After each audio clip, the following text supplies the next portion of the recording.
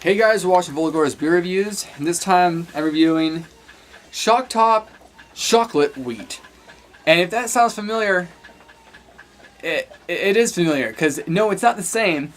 There was another one. Last year was Shock Top Chocolate Wheat, and they are both at 4.3 alcohol by volume. Last year's, or whichever year, you know, the one I had before, was, it came with half, was it vanilla? Or, I know it was, you poured it and they blended together. I think it was vanilla. Something like that. Anyways, this one's Belgian style wheat ale brewed with spice, aged on coca, and vanilla beans with natural flavors. That was pretty good. It tasted a lot like Cocoa Pebbles or Cocoa Puffs, more like Cocoa Pebbles. Which some people hear, they go, oh, a beer that tastes like chocolate cereal? That sounds like garbage. Well, to me, it didn't taste bad. It tastes decent. You know, I didn't complain about it. It was fun. Now this one, this is the first time of me having it, so I'm not gonna do this video over again. Got the glass, I got the beer, and I better turn that down before I get copyright infringement. If it's for anything, it'll be for Guns N' Roses. I mean, come on, they're the original dickheads of audio, you know. Oh, you're taping my concert, I better punch you in the face. Anyways, enough of that. Let's see if I can do it with a Bic lighter first. Wait a minute. It's a twist off. Almost cut myself again. Alright. Smell. This smells a little bit more maltier, unless it's just in my mind. What is this? Chocolate wheat. Also wheat ale brewed with spice, aged by coca, on coca, with vanilla beans, with natural flavors and artificial sweeteners. Wait a minute. Where's put the other one? Okay, one is chocolate vanilla, one's just chocolate, like if you look at the Mohawk. Which cool logo mascot, by the way. I mean, I've seen that for years, and I just never really paid attention to it because I didn't drink beer, but you know, once you saw it, you go, oh wow, that looks cool. You know, it looks like a cool beer. But as you know now, it doesn't matter what the label looks like. What matters is what it tastes like. But anyways, going back to what I was saying, you hold them side by side, specifically crafted for the season. Both of them say that. One says chocolate wheat, one says chocolate wheat. Both 4.3. Belgian style wheat ale brewed with coca and vanilla beans with natural flavors. The other one says natural and artificial sweeteners. So this one has artificial sweeteners. Belgian style wheat ale brewed with spice, aged on coca, vanilla bean. I already read that. This says pour down inside of glass till half inch is left in bottle. Swirl and pour remaining brew to release the aroma and flavor. Enjoy. Because you're supposed to mix the two together. I don't remember what the other beer was, but that doesn't matter because I do have it up on my channel. Enough stalling. Let's get to the beer. The beer. Pour it right down the center because I don't think it's going to have a big head. Unless I don't. Unless I do. And there you go. It has a decent head. Very, what's the word? Prickly? The bubbles are popping. Sudsy. There you go. You can see it. If I'm saying the wrong words, that's what it looks like. That's what you see. That's what you get. The actual pour, the color itself, the beer, is dark. It looks like coffee, or I don't know how else to describe that. If you look in the light, it does have a slight, I don't know, maybe a slight amber color, but to the naked eye, you know, you just saw this on a table, you'd think like mocha, coffee, something in the line of coffee mocha type of thing. Very frothy. And the smell, it does smell really good, but if you smell really hard like I just did, you know, and you try to take all the smells in at once,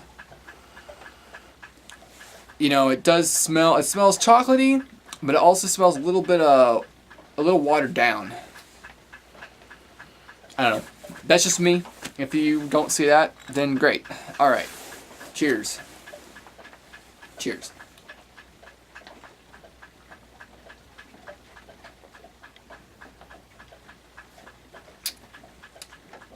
Not bad. Not bad at all. From what it looks like, the two bottles, it looks like the same damn thing, only one is chocolate wheat and the other one is chocolate wheat. And one says artificial sweeteners, and this one says and natural flavors. Natural flavors and artificial sweeteners.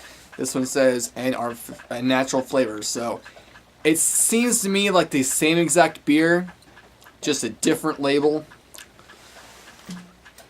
Which, that's fine. You know, you don't need to make a new beer every year. Last year was kind of silly with the mixing thing. I mean, my friend was really into it, but I tried to pour the thing. You're supposed to pour it on a spoon and get the separation just right. It didn't matter. It tasted the same to me. He said it tasted like a hot fudge sundae, and I guess it kind of does, but, you know, people's tastes are different. To me, it tastes like Cocoa Pebbles. Something along the lines of chocolate cereal. But for some reason, this time around, I don't know if it's just me, my taste, you know, me, my whatever, it's redundant.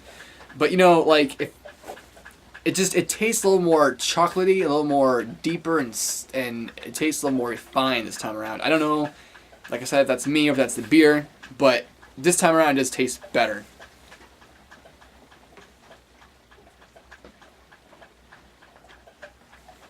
And the surprising thing about it is, well, not surprising, I guess, if, you know, like I said, when you take a big whiff of it, it tastes, like I said, it tastes a little, or smells a little watered down a little bit when you smell really hard.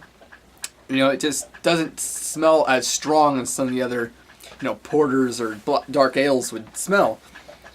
But there's a reason for that, you know, it's only 4.3%. It's not going to be as prominent and punchy and bitter and strong as, let's say, oh no, that's not the right beer to compare it with. Shit. Black Toad, I guess. That's the closest I can compare it with. That I have on right in front of me. Yeah. Oh wait, hold on. And I've had the same Ninkasi Otis sitting right here. So this is 7.2%, and Black Toad is 5.3. 5.3 is still a medium percentage, but Otis 7.2. You're obviously going to get more flavor going on. But you know, that being said, 4.3. I am surprised on how good it is. First of all, it's from Anheuser, Shock Top. You know, Shock Top made. I don't have it sitting right there, but where do I have it sitting? Shoot. Maybe it's back over there on the shelf, but last summer I had the Shock Top Bourbon Cask Wheat, and that was one of the worst beers I have ever had. And I'm glad I only got one of them at Fred Meyer, because if I would have had a 6-pack, I would have taken them back. I would have returned them. They were awful. I might have said it before. I've said it to my friends before, telling them how bad it is, but I mean, who wants to drink a beer that just tastes like wood? That's what it tastes like. It tastes like wood and beer. You don't like, not your standard beer taste, like a Busch or a Miller, even that corn Busch taste. Well, sort of, because it's like that grainy taste, but then wood. It's like you smell wood in a drawer, that's what you taste. Ugh. Bad. And I think that I had the raspberry one, or there's another Shock Top one that wasn't that great either. The pumpkin one, that was okay, but the worst that I can remember off the top of my head was the Bourbon Cask Wheat. And there's another one too I never liked that much either. Maybe that was the pumpkin wheat. Because you taste more of the seasons, the spices, than anything else. But anyways, going back to the Beer Advocate, I guess. Beer Advocate gives this a 79. They say it's okay. That's kind of high for an okay. The average review is 3.4. No score from the bros. Availability is in winter, of course. And let's see, submitted review. A lot of 3.5s. Almost really good. Such a thin aftertaste, though. I would leave it unrememberable.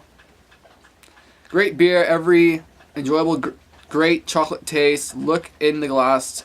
A true winner. 4.19 out of 5. Pours out like Guinness. Almost black in color. Okay, first of all, comparing Shock Top to Guinness, that's a big comparison.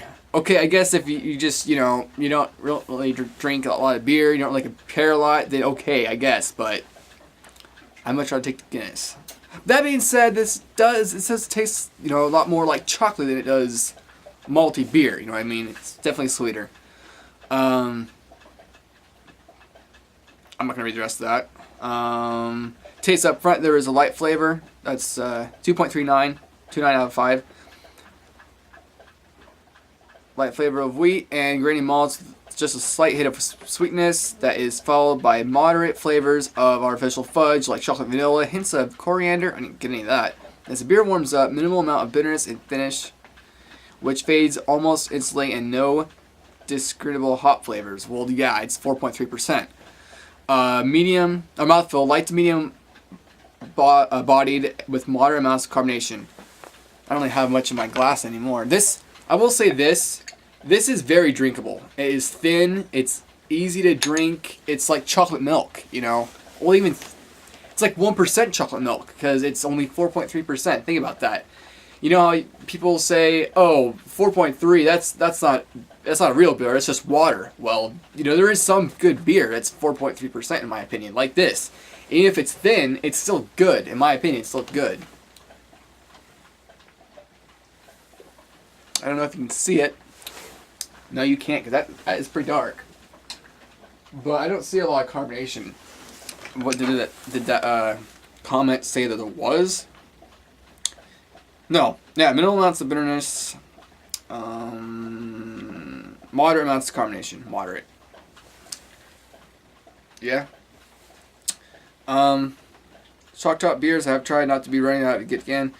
I wish it was not so artificial flavor and aroma. I don't have a problem with it. It tastes good to me.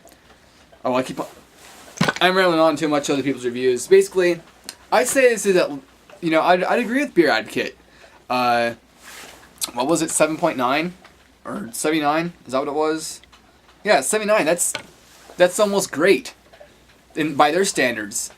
So yeah, I would say this. I don't really 78. That seems a little high, really, but not by much. 75, 7.5, 79, whatever. It's a good beer. If you like a darker beer, but you don't want one that's really dark. You want one that's easier to savor and that doesn't make any sense. Easier to savor, easier to drink, and it won't fill you up. It's still a sweet, chocolatey beer. Then yeah, I don't see anything really wrong with this. I mean, if you want to be a real beer snob, you can say, oh, this isn't very high quality because it's made by Anheuser-Busch, and Anheuser-Busch, they only make corn beers and whatnot.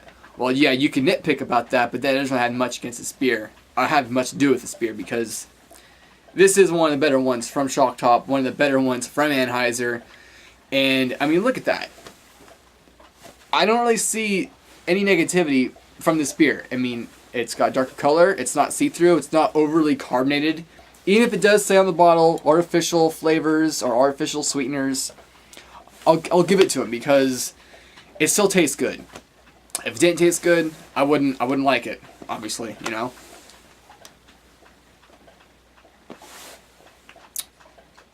Yeah. So if you like a sweet, chocolatey, light beer, I don't know what other beer you would look at, because most chocolatey, malty, dark beers are about 5%. Except, yeah, even Michelob Amberbach, I believe that's 4.9%. So, yeah, this does kind of compare to Amberbach, but that's a completely different flavor. That's less chocolatey and more, I don't know, traditional. Anyways, I'm kind of rambling on. I give this, a